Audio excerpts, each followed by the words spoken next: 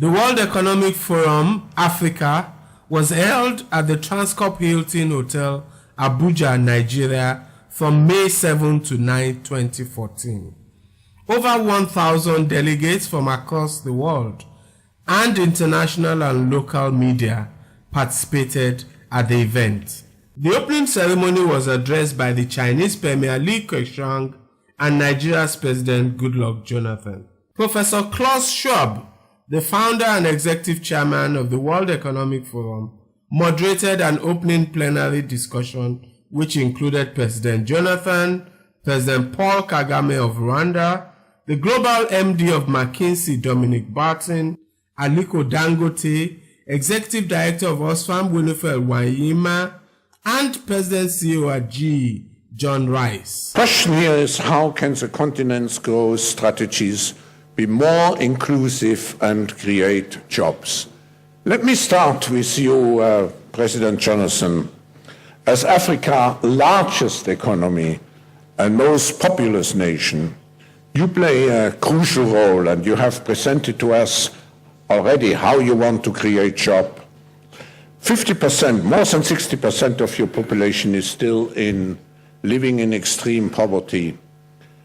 Now, you have this challenge of combining growth on the one hand with creating social inclusion.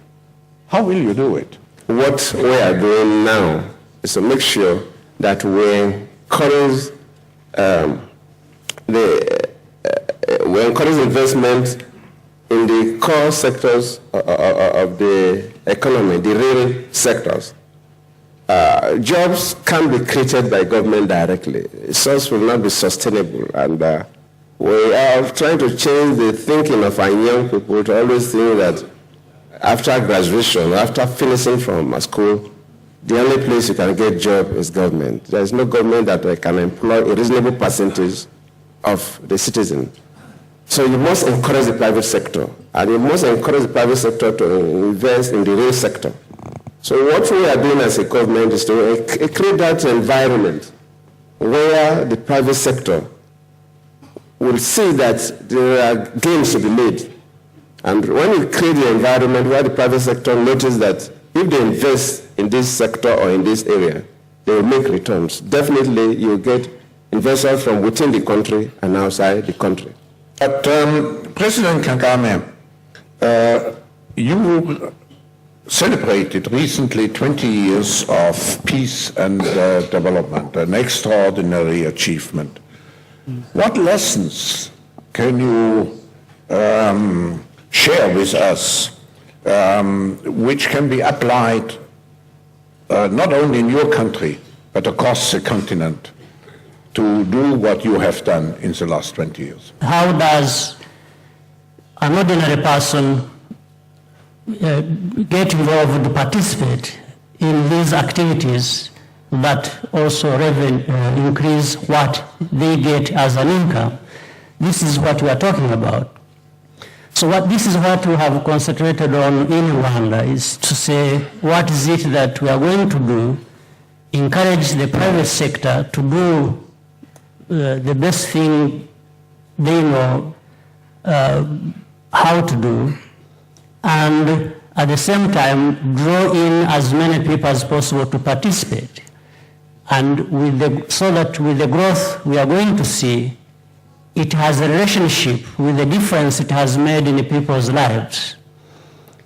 So the policies that have been put in place have this behind them, and the leaders have this political drive, because most of these activities or policies, if you will have to be driven by the understanding at the political level that this is what you want to target and this is what you want to achieve. But also target areas that reach many people. Like earlier we were talking about agriculture, we talked about trade, we talked about infrastructure to support all that. I will just give you an example. We found in between 2006 and 2011, by making the kinds of investments we made in agriculture, we reduced poverty by 14%. started working together across the board. So we discovered that intra-African trade has huge potential, but how much are we cooperating between and among nations? If this growth, and this is really serious for Africa because we are now the second most unequal continent in the world, next to Latin America. 6 out of 10 of the most unequal countries in the world are here in Africa, and this inequality is widening. If we are going to have growth that is more shared, that isn't leaving our youth and our people out, we have to do a few things. Many things, but few are really important. One, it's important that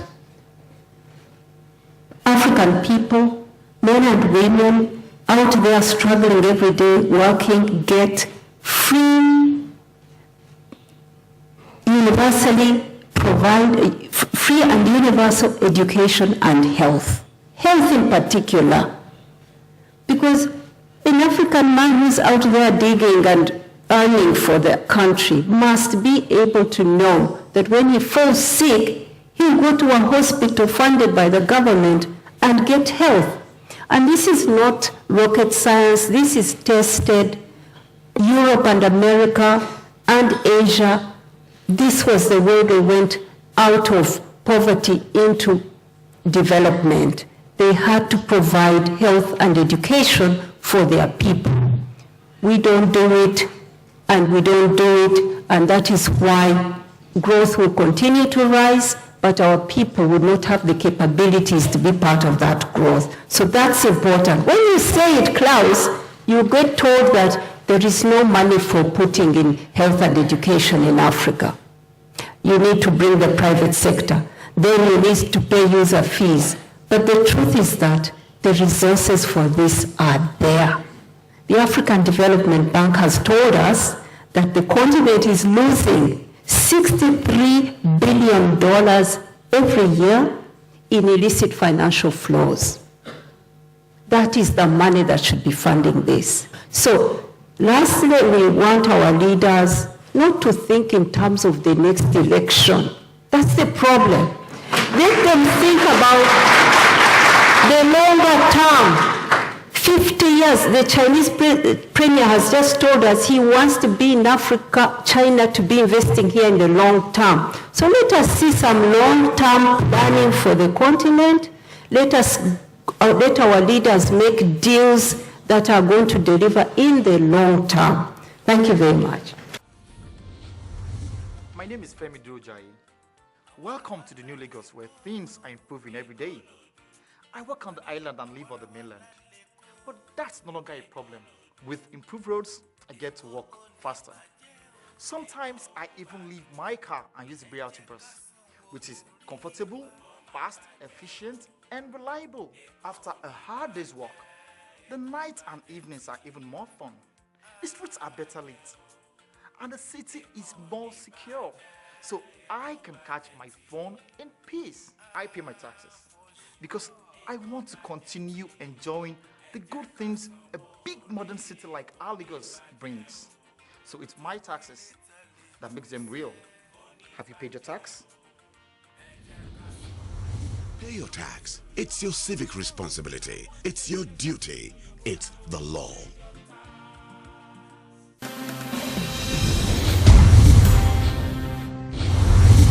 Professor Schwab identified a major constraint to manufacturing competitiveness and job creation to be Africa's deficiency in the power sector. So only 10% of jobs, I think, in Africa which are in manufacturing.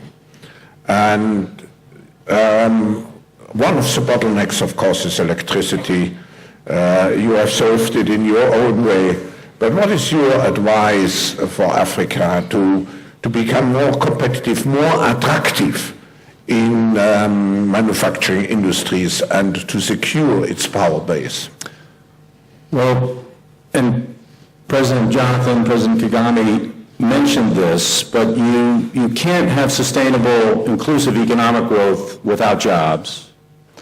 And there's a complicated transfer function that leads to the creation of the kind of jobs that deliver sustainable, inclusive economic growth. But it starts with electricity, healthcare, clean water, because without that, you don't have the human capital that you need to develop to do those jobs, to manufacture. And we had an experience last year, which I think is important and indicative right here in Nigeria. We broke ground on a manufacturing facility in Calabar. And the work that we're going to do there is not just wrenches and screwdrivers. This will be sophisticated machining and manufacturing. And the emphasis that President Jonathan and his colleagues put on capacity creation in this manufacturing center, the training and the development to create the right kind of jobs, but not just for the manufacturing that would take place there, also for the supply chain, with as much of that coming from Nigerian companies as possible. That's what companies like ours have to be doing. This is no longer about turning screwdrivers and wrenches. This is now about sophisticated machining, world-class processes, which we think we can do here as well as we can do anywhere. And the reason they have to be world-class is because some of the stuff we do at that facility goes to support our projects with the Dangote Group. And he's a tough negotiator. He demands the best from us. And whether we do it in Nigeria or we do it in some other country, it has to meet that standard. So the point is, it can be done, but the fundamental building block is electricity, healthcare, clean water, the basics that we take for granted in some countries but are so missing in other countries. Simple decisions about the availability of fuel, offtake agreements which allow for a reasonable risk-adjusted return. We can complicate it if we want to, but it's very simple. If you put those basic things in place, you will have investors who want to build the power projects, and you will have manufacturers that want to come here and grow with the country. Professor Schwab also raised the vexed issue of insecurity. But I would like to ask you, President Jonathan, a question, of course, a question of actuality, a question which cannot be avoided. We need, of course, the basic ingredients like food, water, health, and so on, but we need also security. And President, would you care to say some words about the difficulty in such a large country like yours to provide this security aspect? Thank you. Of course, the security is quite challenging, especially looking at the terror attacks recently. The greatest problem Nigeria faces now in terms of the security is this issue of terrorism and kidnapping for ransom. Unfortunately, these are fairly recent in the evolution of security issues in the country. And I can say we not defending what we are doing or what we have done before.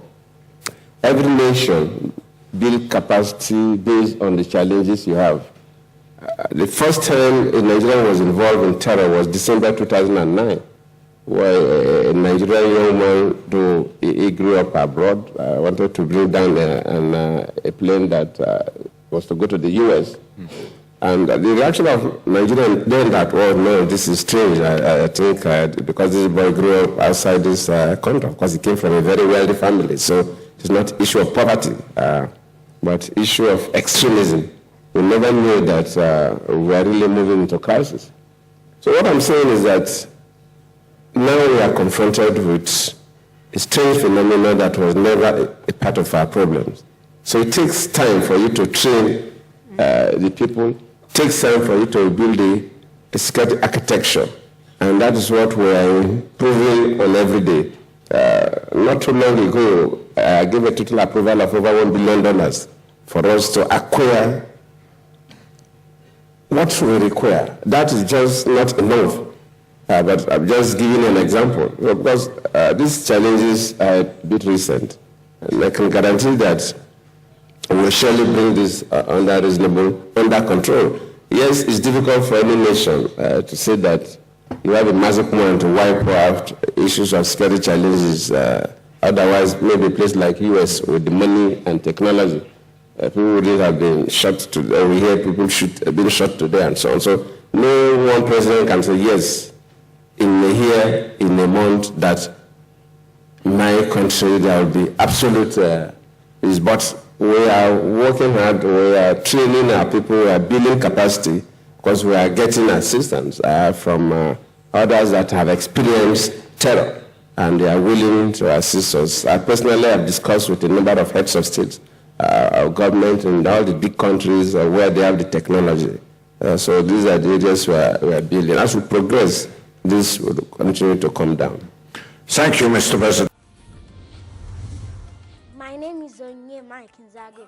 I live in Lagos where things are getting better every day. Our school has just renovated and they give us free notebooks too. Going to school is easier and safer for students like me because I can cross the highway using the footbridge and I use the BRT bus, which is fast, convenient and free for students like me. I enjoy looking at the beautiful streets on my way to school. And the many street signs tell me where exactly I am. When I get to Basic 12, the government will pay the fees for my GCE and NECO examinations. I am happy. My mom and dad says all these good things are happening because they pay their taxes.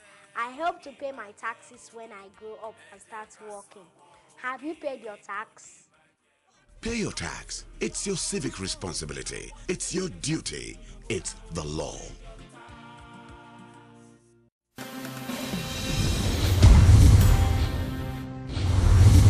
The panel discussed the critical challenges to creating a middle class in African economies. Now, what is the key? You have talked about the potential, or many people have talked about the potential and the size of Africa's middle class in 2020. There's quite some excitement. But what are really the challenges in order to achieve a middle class-based society? Well, I think the core element actually comes back to the key theme of the conference and something that you've been pushing a lot, which is around job creation. We can't have a middle class unless we get enough of the job creation. And as President Jonathan mentioned in his speech, we are going to have to create jobs for 120 million people over the next 10 years. That's a tremendous opportunity because that's going to be a big consuming class, but they're going to need to have the jobs to be able to drive it forward. Already in many countries in Africa, it represents one of the largest consumption markets. If you are in the healthcare business, if you're in the diaper business, you have to be in Nigeria. As I said before, there are more babies born in this country than all of Europe combined. So if you want to be a relevant international company, you better be in this country now. It's not just in the future. But if we go back to how do we create the jobs and so forth, I think there's a number of elements that have to come into place. One is actually around the sector focus, again, which President Jonathan mentioned. There are huge opportunities well beyond the natural resource side of things, and ag food has been talked about. President Kagami's done a lot. Ethiopia, what they're doing on that side, there are a huge number of jobs and businesses that can be created by building out that sector, making it a priority. The second is infrastructure. We're going to need $2.6 trillion of infrastructure. Infrastructure creates jobs. For basically every $100 billion of infrastructure you put in, you create 1 million jobs. And that's a win-win, if you will, in terms of where we drive it. So working the system to be able to enable infrastructure to be built quickly, I think will help drive it through. So these sectors, and healthcare is another one, there's a number of them to focus on, which will, I think, create a very vibrant workforce and therefore the middle class. The other areas I just focus on is vocational training. I think we focus too much on university education. What we need more of are the welders, the electricians, the plumbers, nurses, radiologists, and so forth. And that's an area we need to build out. It's education for employment.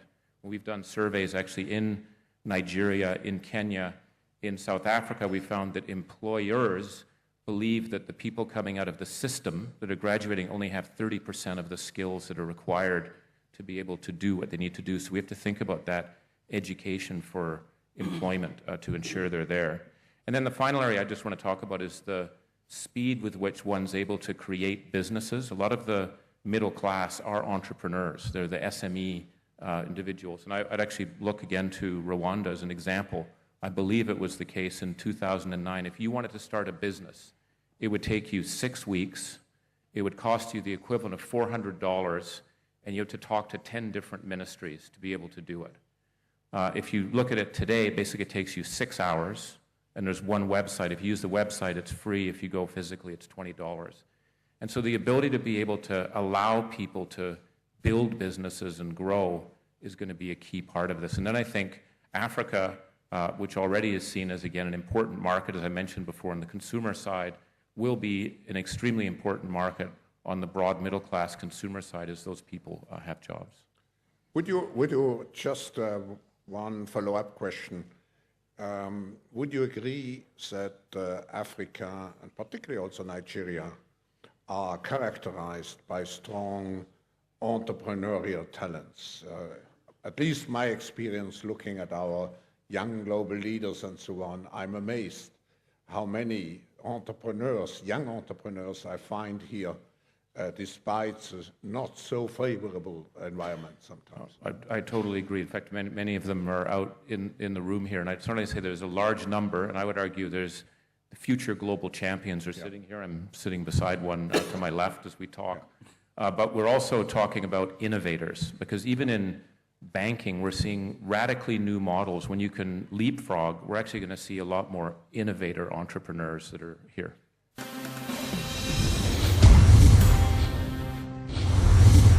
The moderator asked Africa's richest man, Aliko Dangote, to share his recipe for success despite relatively uncompetitive markets and economies. And entrepreneurs here in the room. Aliko, you are one of those entrepreneurs, and if I look at our competitiveness ranking, the African countries, I would say, are not amongst the top countries. How do you succeed in such an environment? What is your recipe? Can you share with us? Well, that's secret, but... Because I'm sure we all want to imitate you and to do the same as you have done. And I think when you look at, yes, people keep talking about only the bad side, which is very difficult to do business, but there are a lot of opportunities. I mean, when we first started as a company, we were not really spoon-fed.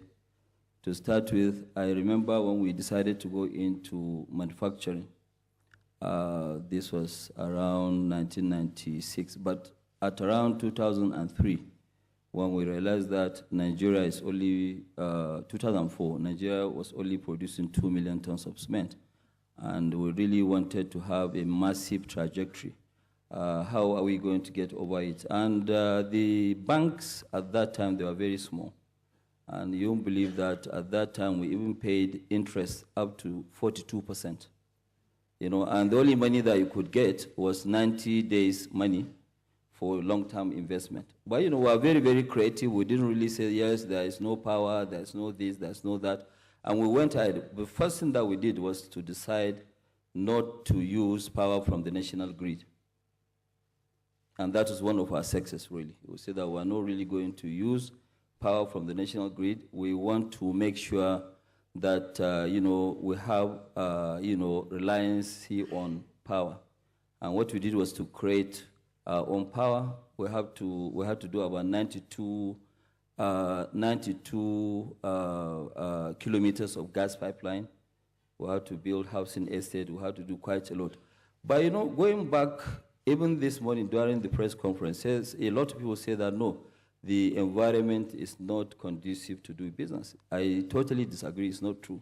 We also have to look at this, and the only job for government is to give us the enabling environment. Okay, fine. The biggest challenge that we're facing today is that some of us here in Africa will rather keep the money abroad, not invest in Africa. And by doing that, you are not creating confidence. You have to invest your own money as an African to create confidence for the foreigners to bring in their money. Unless you do that, it's not just going to happen. I mean, the size of company that we're in today, even 5 years or 7 years away, we never ever expected to be this big. But the opportunities are there, and you know, they're enormous. I mean, for example, today we've reached a stage that we say, okay, fine, but you know, where are we going from here? And we're investing total of $16 billion in the next 4 years to, you know, create a lot of businesses, you know, in, you know, refinery, petrochemical, to make Nigeria self-sufficient in fertilizer. We're doing a fertilizer plant, which is done by about 2.8 million tons, which is more than what Nigeria requires, which we'll export. But the most important of our business today is the agricultural side of it, which we are not in before. And what we are doing right now, we are partnering with the, you know, with the Ministry of Agriculture to do 1 million tons of, you know, rice. We already have gotten a letter that yes, there is land available in Niger State and also land available in Edo State, which we have 160,000, the other one have been 64,000. In sugar, what we have done, and through Ministry of Trade, Industry and Investment, is to now go ahead to go to most of the areas where, for example, we are even in the Northeast. We're in Adama, where there is Boko Haram. The only way to solve Boko Haram is to create jobs. You know, and that's, so we decided to invest total of $2 billion in sugar alone by making Nigeria self-sufficient in you know, sugar. And we're going to about 6 states. From the northeast, we're going to Taraba and Adama. Northwest, we're going to you know, Kebbi, Sokoto, and Jigawa. And then north central, we're going to Kogi and Kwara. But when you look at all this thing, you know, what will this do after we finish investing both the rice and this is, we are going to have an opportunity to create 180,000 jobs.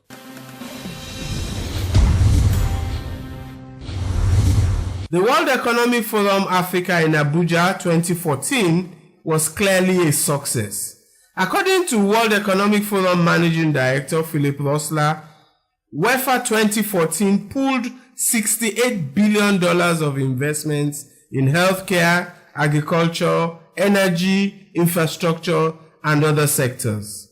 China alone committed $30 billion to Africa over the next 3 years. It is hoped that the commitments and resolutions at WEFA 2014 will have positive effect on African development over the near term.